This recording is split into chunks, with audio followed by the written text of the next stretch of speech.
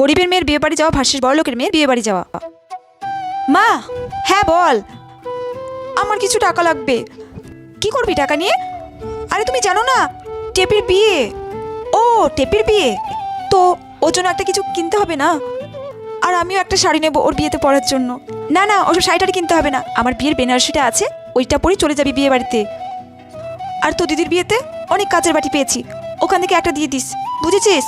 মা, বিয়েতে কাচের বাটি দেবো? তোর বাবা কি চাকরি করে?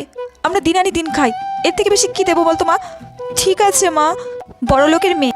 মম, ও বেবি, আমার কিছু টাকা লাগবে, আমার বেস্ট ফ্রেন্ডের বিয়ে, ওর জন্য ভাবছি একটা গিফট কিনবো।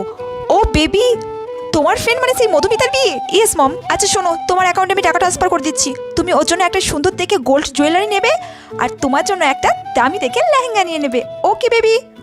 আমার জন্য লেহেঙ্গা কিনবো? Wow mom, you are the best mom, love you.